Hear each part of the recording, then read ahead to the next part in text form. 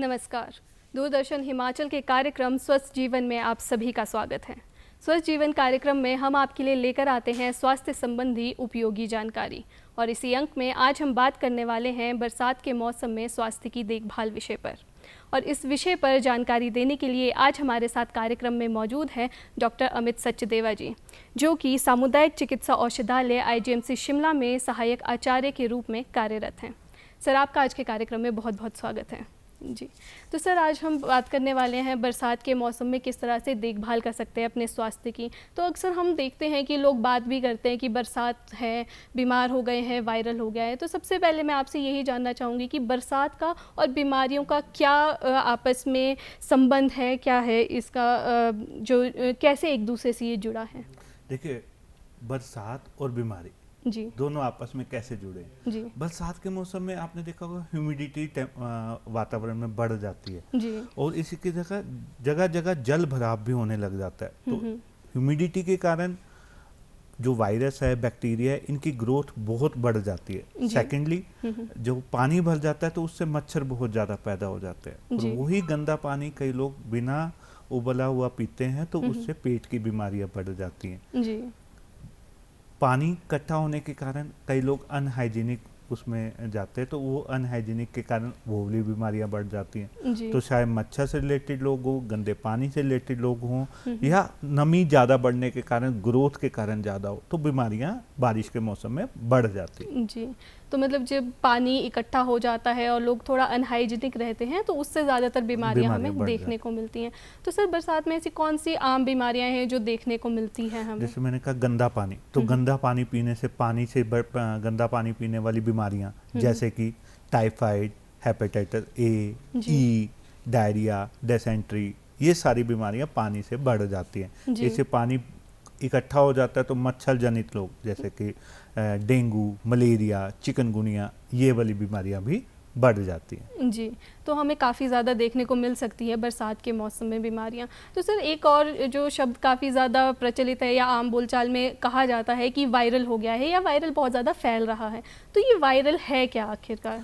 Virus जो बहुत तरह के आपने नाम सुने होंगे कि बहुत सारे वायरसेस के, बैक्टीरिया के नाम सुने होंगे, पर जो ये नॉर्मल हम वायरल कहते हैं, ये मौसमी बुखार को हम वायरल कह देते हैं। बहुत सारे वायरस, इन्फ्लुएंजा वायरस और बहुत सारे और इस तरह के वायरस हैं जो खांसी, जुकाम, बुखार इस तरह को करते हैं, तो उनको वायरल फीवर को कॉमनली वायरल कह दिया जाता है। जी, तो जो भी खांसी, बुखार, जुकाम होता है उसको एक टर्म दे दी गई है वायरल, क्योंकि बुखार बहुत है, वायरल भी हो सकता है, बैक्टीरियल भी हो सकता है और बहुत सारे कारणों से हो जाता है। बारिश के मौसम में क्योंकि वायरल बुखार बहुत ज़्यादा होता है तो उसको वायरल फीवर की जगह लोग कई वायरल बोल देते हैं। जी, तो सर, जैसे आपने अभी बताया कि बरसात के मौसम में वायरल काफ़ी हो जाता है, तो क्या कारण है इसका कि बरसात के मौसम में ये अधिक देखने को मिलता है? कारण ये कि लोग हाइजीन का प्रॉपर ध्यान नहीं रखते। एक आदमी को खांसी जुकाम हुआ, अगर वो दूसरे के संपर्क में आता है तो वायरस बढ़ता जाता है। इसी कारण कहा जाता है जिसको फीवर है, स्पेशली जिसको वायरल फीवर है, खांसी है, जुकाम है, वो अपनी हाइजीन का पूरा ध्यान रखे, दूसरों से दूर रहे, वेंटिलेटेड कमरे में रहे, मास्क लगा के रहे, एक जो कोविड में आया था 1 गज की दूरी बना के रखे, मास्क यूज करे और अपनी जगह जगह छींके मत, कोनी में छींके। तो ऐसी हाइजीन का ध्यान रखे, अपना कपड़े अलग रखे, तो हम एक दूसरे से वायरल फीवर को फैलाने से रोक सकते हैं। जी, मतलब छोटी छोटी आदतों में अगर आप परिवर्तन करते हैं तो ये जो वायरल फीवर है उससे बचा जा सकता है। बचा भी सकता है और दूसरों को फैलने से भी बचाया जा सकता है। और ये हमें देखने को भी मिलता है कि एक से दूसरे में ये काफ़ी जल्दी फैल जाता है। जी, तो सर, आपने एक और चीज़ बताई थी कि पानी के इकट्ठा होने से पेट की समस्याएं बहुत देखने को मिलती है, तो पेट की समस्याओं से कैसे बचा जा सकता है? देखिए, 2 चीज़ें हैं। तो बारिश, वैसे तो हमेशा ही उबला हुआ पानी पीना चाहिए या फिल्टर वाटर पीना चाहिए, स्पेशली जब बारिश का मौसम है। आपने देखा होगा बहुत जगह आउटब्रेक्स हो जाते हैं, एक डायरिया, दस्त के केस आने चालू हो जाते हैं, तो उसका मेन कारण है गंदा पानी। तो पानी जब भी पीना है, चाहे उबाल के पीना है, अगर आप उबला हुआ पानी पीते हैं तो उससे बहुत सारे वायरस, बैक्टीरिया मर जाते हैं। आप पानी उबाल के पिएंगे तो बहुत सारे डायरिया, दस्त और बहुत सारी पानी से फैलने वाली बीमारियों से बच सकते हैं। जी। तो सर उसके अलावा जैसे आपने मच्छर से होने वाली बताई थी बीमारियां, जैसे डेंगू है, मलेरिया है, चिकनगुनिया है, तो उसकी क्या क्या कारण हो सकते हैं और लक्षण कैसे पहचाने लोग इसके? देखिए, जो मोस्टली मच्छर है, चाहे वो मलेरिया के एनाफिलीज मच्छर हैं या डेंगू के एडिस मच्छर हैं, ये गंदे पानी में पनपते हैं। अगर आसपास घर में जहाँ पे भी पानी इकट्ठा हुआ है, चाहे वो कैसा भी पानी है, चाहे गंदा है साफ है, उसको इकट्ठा मत होने दे। आसपास की जो झाड़ियां हैं हमारे घरों में बारिशों के आसपास उग जाते हैं, उनकी समय समय पर सफाई कराते रहे। आसपास झाड़ियां नहीं होंगी, जल भराव नहीं होगा, तो हम मच्छर पैदा होने से रोक सकते हैं। सरकार भी जगह जगह फोगिंग कराती है, पर अल्टीमेटली हमें अपनी साफ सफाई का खुद ध्यान रखना है। पानी इकट्ठा, चाहे वो कहीं पे कूलर में इकट्ठा हो रहा है, पाइपों में इकट्ठा हो रहा है, कहीं पे भी इकट्ठा हो रहा है, कई फ्लावर पॉट में इकट्ठा हो रहा है या कहीं पे भी डस्टबिन में इकट्ठा हो रहा है, तो पानी इकट्ठा नहीं होने दे और आसपास की झाड़ियों का साफ ध्यान रखें, क्योंकि केवल जो मच्छर जनित रोग नहीं, इस मौसम में स्क्रब टाइफस भी फैल जाता है। अच्छा। वो भी झाड़ियों में जाने से फैलता है। अगर आपके आसपास झाड़ियां नहीं होंगी तो हम काफ़ी चीज़ों से बच सकते हैं। जी सर, ये तो हुई बचाव की बात। अगर किसी को ये बीमारी हो जाती है तो उसके बाद किस तरह से वो अपना इलाज करते हैं, या किस तरह से इसका जो प्रिस्क्रिप्शन है डॉक्टर, किस तरह से इसका इलाज संभव किया जाता है? देखिए, मैंने जैसे आपको बताया, इस मौसम में वायरल फीवर भी होता है, डेंगू भी है, चिकनगुनिया है, तो आम आदमी के लिए काफ़ी मुश्किल हो जाता है कि इसको पहचानना। अगर आपको लगता है कि हल्का फुल्का बुखार है, तो आप एक घर में हल्की पैरासीटामोल लेके या अपनी डाइट का अच्छा ध्यान रख के आप उसको ठीक कर सकते हैं। पर जैसे ही आपको लगता है कि बुखार के साथ साथ आपको कंपकपी लग रही है, बुखार के साथ आपको पूरी शरीर में दर्द होने लग जाता है, या शरीर में कोई रैशेज आने लग जाते हैं, या सांस में तकलीफ आने लग जाती है, तो आपने लापरवाही नहीं बरतनी है। आपने नज़दीकी स्वास्थ्य केंद्र पे जाना है, अपनी जांच करानी है, डॉक्टर आपकी जांच करेगा और उपयुक्त जो दवाई है वो आपको दवाई दे। जी, तो मतलब ये बहुत ज़रूरी है कि जो लोग हैं वो सिम्टम्स को पहचाने, ताकि उन्हें पता चल जाए कि उनको कितना सीवियर प्रॉब्लम है। तो वो थोड़ा सा अगर नॉर्मल है तो वो घर पे भी अपना इलाज खुद से कर सकते हैं। अगर उनको थोड़ी ज़्यादा इश्यूज देखने को मिल रही है, लक्षण थोड़े सीवियर है, तो वो संपर्क करें डॉक्टर को इमीडिएटली। अपने आप घर में कोई भी एंटीबायोटिक लेने मत ले, आप डॉक्टर के पास जाएं, वो आपकी जांच करेगा और जो जरूरी मेडिसिन है वो आपको दे। जी, तो सर जैसे आपने बताया कि खुद से घर पे ना लें कोई भी एंटीबायोटिक, तो अगर कोई एंटीबायोटिक ले लेता है, क्योंकि कई लोग होते हैं जो कि ऐसा सोचते हैं, या फिर उन्होंने पहले सेम प्रॉब्लम के लिए दवाई खाई होती है और वो फिर से खा लेते हैं, तो उसके क्या उनको नेगेटिव इफेक्ट्स देखने को मिल सकते हैं? देखिए, केवल उन्हीं को अननेसेसरी एंटीबायोटिक हमेशा एंटीबायोटिक रेजिस्टेंस को जन्म देती है। अगर किसी को वायरल है तो वायरस एंटीवायरस से जाएगा ना, उसमें बैक्टीरियल का तो है ही नहीं, तो वो एंटीबायोटिक असर ही नहीं करती है। बहुत सारी बैक्टीरियल डिजीज हैं जिसमें हमें एंटीबायोटिक की जरूरत पड़ती है, लेकिन अननेसेसरी वायरल फीवर में एंटीबायोटिक का कोई रोल नहीं है। हमें इनसे बचना चाहिए, क्योंकि हर एंटीबायोटिक अननेसेसरी लेने के नुकसान हो सकते हैं। जी, अगर वो अधिक लेते हैं तो जब उनकी ज़रूरत है तो वो असर ही नहीं करेंगे। इवन एंटीबायोटिक के अलावा भी लोग जैसे डिस्प्रिन, ब्रूफिन ऐसी दवाइयों का उपयोग करते हैं, जिससे हमें बचना चाहिए। जी, तो मतलब दवाई अगर लेनी है उनको तो डॉक्टर की सलाह से ही लें। बिल्कुल।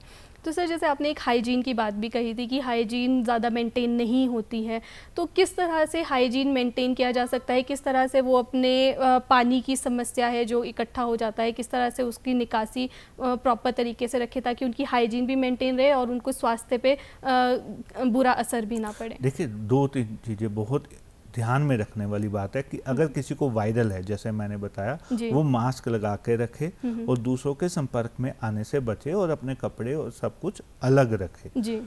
ये तो हुआ वायरल की बात। बाकी साफ सफाई का ध्यान की बात है कि जब भी आप केवल कई लोग भीग के आते हैं बारिश में, कपड़े चेंज नहीं करते, तो वो गीले कपड़े पहने से फंगल इन्फेक्शन के चांसेस आपके बढ़ जाते हैं। ऐसे ही बहुत सारी और पानी को गंदा पानी पीने से, बाहर का मार्केट से खाना खा लेते हैं, जंक फूड खाते हैं, गोलगप्पे का पानी पी लिया। इस मौसम में हमें बाहर के खाने से बचना है। सब्जियां अच्छी तरह पका के खानी हैं, अपनी सफाई खाने से पहले हाथ धो के खाना है।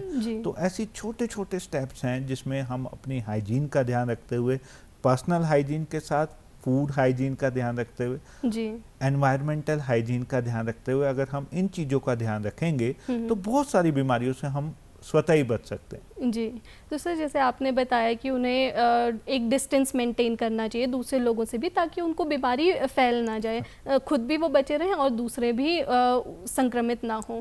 तो ये लगभग कितने दिन मिनिमम उनको बचना चाहिए लोगों के संपर्क में आने से? हर बीमारी का अपना इंक्यूबेशन पीरियड होता है, पर नॉर्मली 7 से 8 दिन तक, जब तक आपके सिम्टम नहीं सबसाइड हो जाए तब तक आपको मास्क पहनना जरूरी है। जी, तो सर क्या इसके लिए उनको ज़रूरी है कि वो अपने एक अलग कमरे में रहें, या फिर क्योंकि आजकल तो जैसे लोग जॉब करते हैं, बाहर जाते हैं, ये काम के सिलसिले में उनको जाना पड़ता है बाहर और लोगों के संपर्क में भी आना पड़ता है। और इसी बात में मैं एक ऐड करना चाहूँगी कि खाना जो आपने कहा कि बाहर का थोड़ा अवॉइड करना चाहिए, तो कई लोग जो बाहर जाते हैं, काम भी करते हैं, मीटिंग्स होती है बाहर, जहाँ पे वो बाहर का ही खाना खाते हैं रेस्टोरेंट्स में, तो उसको कैसे अवॉइड करें वो? देखिए, आपने 2-3 प्रश्न पूछे। तो पहला है कि छुट्टी लेने की जरूरत नहीं है और आइसोलेट होने की जरूरत नहीं है जी। जस्ट आपने रेस्पिरेटरी एथिक्स का ध्यान रखना है कि खांसी करते वक्त कोनी में खांसी करें, अपना टिश्यू पेपर या रुमाल है इधर उधर मत फेंकें, अपना मास्क का उपयोग करें। जी। आपको छुट्टी लेने की और आइसोलेट होने की जरूरत नहीं है, केवल रेस्पिरेटरी हाइजीन का आपने ध्यान रखना है। दूसरा, खाना जहाँ तक कोशिश हो सके अपने घर का खाना बना साफ सुथरा लेके जाए। अगर नहीं लेके जा सकते तो आप जहाँ पे भी आप खाना खाते हैं तो एटलीस्ट ध्यान रखें कि वो साफ सुथरा हो, और खाना खाने से पहले हाथ जरूर धोएं और खाना खाने के बाद भी हाथ जरूर धोएं। जी, तो सर इसी पे मैं एक और आपसे पूछना चाहूँगी कि सैनिटाइज़र का बहुत ज़्यादा इस्तेमाल होने लगा था, क्योंकि सबके पास पानी की सुविधा हर जगह पे नहीं होती है, तो सैनिटाइज़र का किस हद तक इस्तेमाल करना सही है? क्योंकि ज़्यादातर डॉक्टर भी यही सजेस्ट करते हैं कि पानी से हाथ धोना ही एक प्रॉपर क्लीनिंग मानी जा सकती है। देखिए, सबसे पहला है कि पानी और साबुन से हाथ धोएं, नंबर 1 हमेशा वही रहेगा। अगर किसी जगह आपको पानी अवेलेबल नहीं है और साबुन भी अवेलेबल नहीं है तो आप सैनिटाइजर का उपयोग कर सकते हैं, पर सैनिटाइजर का उपयोग करें उसमें उपयुक्त अल्कोहल कंटेंट हो, वही यूज करना है। तो अगर आप सैनिटाइजर भी यूज करते हैं तो कोई ज़्यादा प्रॉब्लम वाली बात नहीं है, पर प्राइमरी हमेशा साबुन और पानी से ही हाथ धोने की कोशिश करें। जी, तो मतलब सैनिटाइजर भी इस्तेमाल किया जा सकता है, बट पानी और साबुन एक प्राइमरी रहेगा, जिससे क्लीनिंग एक साफ मानी जा सकती है कि अच्छे से क्लीन हो जाएगा। जी, तो सर आपने फंगल इन्फेक्शन की बात भी कही थी कि अगर कोई बारिश में भीग के आता है तो फंगल इन्फेक्शन होने के चांसेस हैं। तो फंगल इन्फेक्शन और स्किन जो प्रॉब्लम्स हमें देखने को मिलती है ख़राब पानी से, काफ़ी ज़्यादा एक्ने प्रोन हो जाती है स्किन ख़राब पानी की वजह से, तो उससे कैसे बचें और किस तरह से अपनी जो स्किन केयर है वो कर सकते हैं? देखिए, सबसे पहले कि बारिश के मौसम में कई बार छाता नहीं होता है या छाता होता है, बारिश तेज आती है तो आप भीग जाते हैं, कपड़े गीले हो जाते हैं। तो जब आप जैसे ही घर पहुंचते हैं तो उन गीले कपड़ों को चेंज करें, ज़्यादा देर तक गीले कपड़े मत पहने, अपनी बॉडी को गीले कपड़े चेंज करके अपनी बॉडी को अच्छी तरह सुखाना है। ऐसे ही नहाने के बाद भी जब अपनी बॉडी को अच्छे टॉवल से अच्छी तरह सुखाना है। जिनकी स्किन ड्राई है वो मॉइस्चराइजर का भी उपयोग कर सकते हैं। ज़्यादा फंगल वाली जगह पे जैसे हमारे फंगल इन्फेक्शन होने का खतरा रहता है तो बहुत सारे आजकल ड्राई पाउडर आते हैं जो एंटी फंगल पाउडर होते हैं, तो आप एंटी फंगल पाउडर का भी उपयोग कर सकते हैं और बॉडी को सुखा सकते हैं और मॉइस्चराइजर यूज कर सकते हैं। तो इन सब चीज़ों को ध्यान में रखते हुए हमें अपनी स्किन का भी प्रॉपर ध्यान रखना चाहिए। जी, और इससे बचा भी जा सकता है। और इन केस अगर उनको कोई फंगल इन्फेक्शन हो गया है तो जैसे आपने बताया कि फंगल इन्फेक्शन टैल्क वो यूज़ कर सकते हैं, उससे बचा भी जा सकता है। एक चीज़ और इसमें ध्यान रखने वाली बात है कि हम केवल जब पाउडर यूज़ करते हैं वो प्रिवेंशन के लिए कि फंगल इन्फेक्शन ना हो।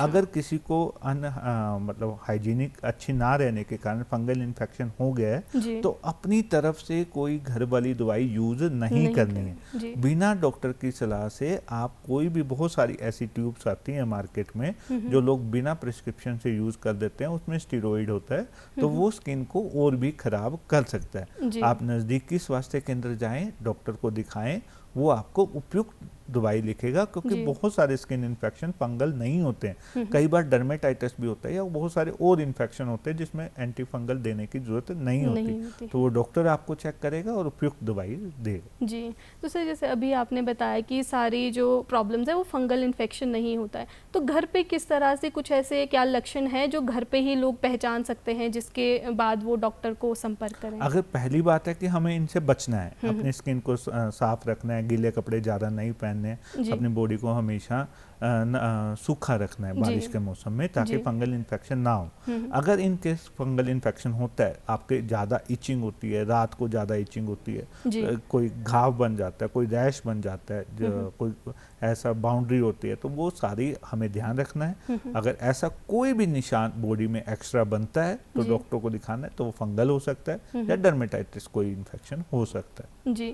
तो सर जैसे बहुत लोग हैं जिनको स्वेटिंग बहुत ज़्यादा होती है, और बरसात के मौसम में हम देखते हैं कि ह्यूमिडिटी भी है, और आजकल का मौसम अगर हम देख रहे हैं तो आजकल तो बहुत ज़्यादा ह्यूमिडिटी है, तो इसमें क्या किस तरह के इन्फेक्शंस होने के चांसेस है, और किस तरह से फिर जो जिनको स्वेटिंग हो रही है वो कैसे प्रिवेंट कर सकते हैं या फिर बचाव कर सकते हैं? देखिए, दो चीज़ें, हवा में नमी ज़्यादा रहेगी तो स्वेटिंग रहेगी, जी। तो इस समय बहुत ज़रूरी हो जाता है हमें बॉडी को सुखाना और घर की वेंटिलेशन का ध्यान रखना।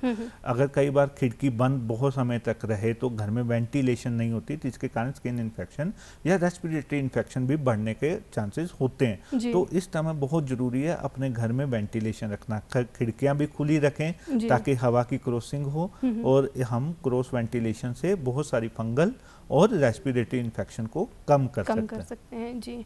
तो मतलब ज़रूरी है वेंटिलेशन के बारे में देखना। जी।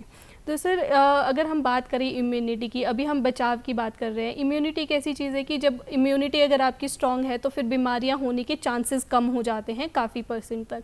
तो किस तरह से इम्यूनिटी को स्ट्रांग किया जा सकता है? देखिए, इम्यूनिटी केवल बारिश के मौसम में नहीं, हमेशा ही स्ट्रॉन्ग रखनी है ताकि हमारी बॉडी की प्रतिरोधक क्षमता बढ़े। इसके लिए बहुत जरूरी है हमारा खान पान सही हो। बारिश के मौसम में हमें उबला हुआ खाना है, कच्चा खाना नहीं खाना। जो भी सब्जी, कोई भी फ्रूट लेके आता हूँ उसको अच्छी तरह धो के खाएं, सब्जियां धो के पकाएं, ताकि बहुत सारी बीमारियों से हम बच सके। और इम्यूनिटी के लिए हमें हरी सब्जियां खानी है, हमें फ्रूट खाना है, हमें बॉडी को हाइड्रेट रखना है, दिन में 1.5 से 2 लीटर पानी पीना है। कई लोग पानी नहीं पीते तो उसके कारण भी उनको बहुत सारी बीमारियां हो सकती हैं। इसके अलावा हमें नींद लेनी है 6 से 8 घंटे की। आजकल देखा गया लोग रात को मोबाइल देखते रहते हैं और उनकी नींद पूरी नहीं होती। नींद की कमी भी इम्यूनिटी को कम करती है। तो अच्छा खाना, अच्छा फ्रूट, अच्छी वेजिटेबल, अच्छा पानी हमें हाइड्रेट करने के लिए, अच्छी नींद और योगा और व्यायाम। अगर हम योगा और व्यायाम को अगर डेली रूटीन में लाते हैं, सुबह शाम मॉर्निंग इवनिंग वॉक करते हैं और अपनी डाइट का ध्यान रखते हैं, तो हम अपनी इम्यूनिटी को स्ट्रॉन्ग कर सकते हैं, खुद भी बच सकते हैं और दूसरों को भी इन्फेक्शन फैलने से बचा सकते हैं। जी। तो सर आपने एक चीज़ बताई कि 6 से 8 घंटे की नींद लेना बहुत ज़्यादा ज़रूरी है। लोग शाम को रात में अक्सर फ़ोन देखते हैं और लेट सोते हैं, तो इस रूटीन से आपको वापस अगर सही रूटीन पे आना है तो क्या स्टेप्स लोग अपना सकते हैं? देखिए, 2-3 चीज़ें बहुत ज़रूरी है कि अगर हमने फ़ोन, आजकल लोग एडिक्शन की समय पे चले गए, लोग बहुत फ़ोन के एडिक्ट हो गए, तो इसके लिए हमें कि सोने से पहले एटलीस्ट आधा घंटा पहले हमें फ़ोन यूज़ नहीं करना है। इससे हम एडिक्शन से भी बचते हैं और हमारी नींद भी अच्छी आती है। एटलीस्ट आधा घंटा पहले हमें सोने से पहले फ़ोन या कोई भी डिजिटल यूज़ करते हैं, टैबलेट या लैपटॉप यूज़ करते हैं, आधा घंटा पहले उसको बंद कर दें। रात को सोने से पहले हमें आईज की एक्सरसाइज करके सोनी चाहिए, जिससे हमें नींद भी अच्छी आती है और जो ड्राइनेस की समस्या आजकल फैल रही है वो भी हमें कम होती है। तो और स्पेशली हमने देखा है कि लोग खाने के टाइम भी फ़ोन यूज़ करते हैं, तो एटलीस्ट 2 चीज़ों पे, सोने से आधा घंटा पहले और खाना खाने के टाइम एटलीस्ट फ़ोन यूज़ नहीं करना चाहिए। जी। तो सर आपने आहार की भी बात की कि अच्छी डाइट लेनी चाहिए, हरी सब्जियां खानी चाहिए। इसके अलावा और ऐसी कौन सी कुछ स्पेसिफिक चीज़ें हैं जो लोग खा सकते हैं अपनी इम्यूनिटी बढ़ाने के लिए, और बरसात में स्पेशली? देखिए, इम्यूनिटी बढ़ाने के लिए अच्छा खाना पीना ज़रूरी है, पर इसके साथ अगर हम विटामिन सी वाली चीज़ें यूज़ करें, जैसे कि आंवला, नींबू, तो विटामिन सी से हमें बड़ी इम्यूनिटी मिलती है। इसके अलावा जो आप गर्म पेय पीते हैं, हल्दी वाला दूध पी सकते हैं, तो इन सब चीज़ों से हमें इम्यूनिटी मिलती है। स्पेशली अगर हमें विटामिन सी को या विटामिन सी वाली चीज़ों को याद करना है, हल्दी वाला दूध भी एक अच्छा उपाय है जिससे हमें नेचुरल एंटीबायोटिक, नेचुरल इम्यूनिटी मिलती है। जी। तो सर कुछ लोग विटामिन सी के सप्लीमेंट्स भी लेना प्रेफर करते हैं, तो बेस्ट सोर्स क्या हो सकता है कि वो फ्रूट्स, जैसे आपने लेमन की बात की, उसको इनटेक करें अपने खाने में, उसको इंक्लूड करें, या फिर वो सप्लीमेंट्स? प्राइमरी हमेशा जो नेचुरल विटामिन सी मिलता है, चाहे वो नींबू से मिले, चाहे वो आंवले से मिले, चाहे वो संतरे से, कोई भी सिट्रस फ्रूट खाने से मिले, प्राइमरी हमें वो ही लेना है। अगर किसी कारणवश वो नहीं ले पा रहा है तो वो जो मार्केट में विटामिन सी वाले टैबलेट्स आते हैं, लिमसी आती है और बहुत सारे और चीज़ों के नाम से आते हैं, तो वो ले सकता है। जी। तो सर अगर हम बात करें जैसे बहुत फीवर और वायरल, जैसे आपने बताया था कि काफ़ी ज़्यादा बरसात में हमें देखने को मिलता है, तो लोग डिफ्रेंशिएट कैसे करें एक सामान्य जो वायरल है उसमें और एक गंभीर अगर कोई संक्रमण हो गया है जैसे टाइफाइड और नॉर्मल फीवर हो जाता है, तो कैसे डिफ्रेंशिएट करें ताकि वो समय से डॉक्टर की सलाह लेके अपना इलाज करवा सकें? देखिए, मैंने बोला वायरल में अगर आपको सामान्य बुखार है, हल्का खांसी जुकाम है, तो आप घर में इम्यूनिटी बूस्टर्स लेके या पैरासीटामोल सिंपल लेके रेस्ट करके अपनी डाइट का अच्छा ध्यान रख के आप उसको ठीक कर सकते हैं। लेकिन अगर आपको लगे कि बुखार कंपकपी के साथ आ रहा है, आपको जोड़ों में बहुत ज़्यादा दर्द है, स्किन में रैश हो गए हैं या एलर्जी हो गई है, जोंडिस हो गया है, आपको पीलापन आंखों में आ रहा है, पेशाब में पीलापन आ रहा है या सांस लेने में तकलीफ हो रही है, अगर ऐसे कोई भी सिम्टम आए तो वो बुखार बढ़ सकता है या कोई और प्रॉब्लम हो सकती है। तो इस कंडीशन में ऐसे लक्षण आने पे, चक्कर आने पे, बेहोशी होने पे हमें इन चीज़ों का वेट नहीं करना है, हमें जल्द से जल्द डॉक्टर से पास जाना है। कई बार क्या है, सिंपल बुखार भी उसकी कॉम्प्लिकेशन ऐसी होती है कि आपका kidney, liver, heart, multi organ failure तक भी जा सकता है, तो हमें वो स्टेज नहीं आने देनी है। सिंपल बुखार के अलावा कोई भी सिम्टम हो, चाहे पीलिया हो, चाहे वो स्किन पे चकत्ते बने हों, चाहे वो सांस लेने में तकलीफ हो, ड्राउजीनेस हो, चक्कर आ रहे, तो हमें डॉक्टर से जरूर मिलें। जी, समय रहते डॉक्टर की सलाह लेनी चाहिए और सबसे पहले तो अपने सिम्टम्स को पहचानें और जल्दी से जल्दी सलाह लें ताकि एक बड़ी प्रॉब्लम होने से बच जाएं। जी, तो सर अगर हम बात करें बच्चों की, बच्चों में वैसे तो कहा जाता है कि उनकी इम्यूनिटी बहुत स्ट्रांग होती है, तो किस तरह से बच्चों की और बुज़ुर्गों की देखभाल की जाए, क्योंकि बुज़ुर्गों की इम्यूनिटी थोड़ी सी कंपैरेटिवली वीक होती है और जनरली भी उनको कोई ना कोई प्रॉब्लम्स, हेल्थ रिलेटेड इश्यूज हमें देखने को मिलते ही हैं, तो किस तरह से उनकी देखभाल की जाए बरसात के मौसम में? देखिए, बच्चों को सबसे बहुत ज़रूरी होता है कि इस टाइम बाहर खाना खाने से रोकना चाहिए कि बच्चे बहुत आजकल जंक फूड, फास्ट फूड बाहर से खाते हैं, तो हमें बच्चों को एक तो बाहर के खाने से इस टाइम अवॉइड करना चाहिए। उनको घर का साफ़ सुथरा खाना, फ्रूट एंड वेजिटेबल्स, ये सारी चीज़ें देनी चाहिए। बारिश में वो स्कूल भी जाते हैं तो उनको अपना वाटर बोतल उबला हुआ पानी की देने चाहिए। अगर हम ये छोटी छोटी चीज़ें हैं, अगर हम इनका ध्यान रखें तो हम अपने बच्चों को बहुत सारी बीमारियों, डायरिया, दस्त, रेस्पिरेटरी इन्फेक्शन, क्योंकि स्कूल में जाते हैं तो दूसरों का इन्फेक्शन भी वो लेके आ जाते हैं, तो बच्चों को अगर हम फ्रूट एंड वेजिटेबल उनकी इम्यूनिटी रखें तो उनको भी बचा सकते हैं और इन्फेक्शन फैलने से भी रुक सकते हैं। जी, और साथ में उनको एजुकेट करने की भी ज़रूरत है ताकि अगर किसी को, उनके पीयर्स को, जैसे उनके साथ जो बच्चे पढ़ रहे हैं, अगर उनको कोई वायरल है तो उनसे थोड़ी सी दूरी बनाए रखें वो। जी, तो सर अगर हम बात करें महिलाओं की, गर्भवती महिलाओं की स्पेशली, क्योंकि गर्भवती महिलाएं बहुत सेंसिटिव हो जाती है बीमारियों के लिए और वो ज़्यादातर दवाइयाँ नहीं ले सकती हैं, तो वो किस तरह से अपने आहार का ध्यान रखें और कैसे खुद की देखभाल करें ताकि वो किसी भी तरह की बरसात में जो बीमारियाँ फैलती है उससे बच सकें?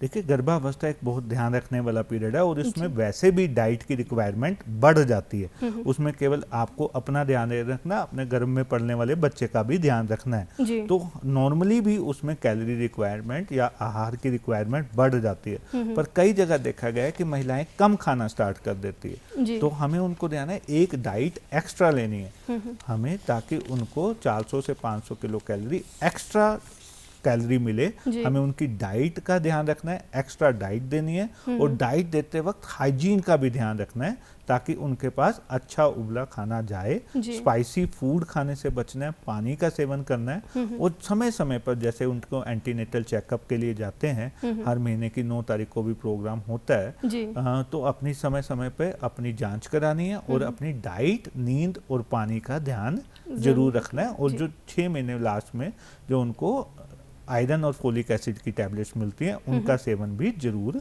करना है। नियमित रूप से उसका सेवन करें ताकि खुद भी वो सेफ रहे और जो उनका शिशु है वो भी सेफ रहे। जी, तो सर आपने पानी की बात की कि पानी, साफ पानी ज़रूर पीना चाहिए, तो पानी की शुद्धता किस तरह से सुनिश्चित की जा सकती है?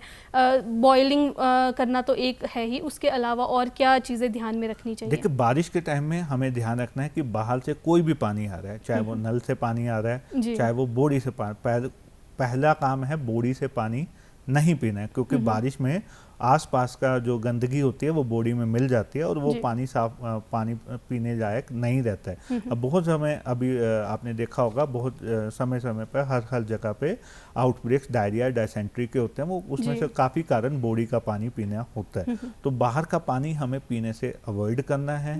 अगर घर में भी जो नल में पानी आ रहा है उसको भी हमें बॉयल करके पीना, और बॉयल भी कैसा पानी होना चाहिए, जब वो रॉइलिंग बॉयल हो, जब वो खोलने लग जाए या उबलने लग जाए, तो उसके बाद 6 मिनट तक पानी उबलता रहे, उसके बाद उसको ठंडा करके वो पानी पीना है। जी। अगर हम सीधा पानी पीते हैं तो कभी भी हम डायरिया डायसेंट्री की चपेट में आ सकते हैं। जी, तो मतलब जो पानी है उसको पहले बॉयल, जो पूरी तरह से खौलता हो वो, उसके बाद 6 मिनट तक उसको बॉयल करना है।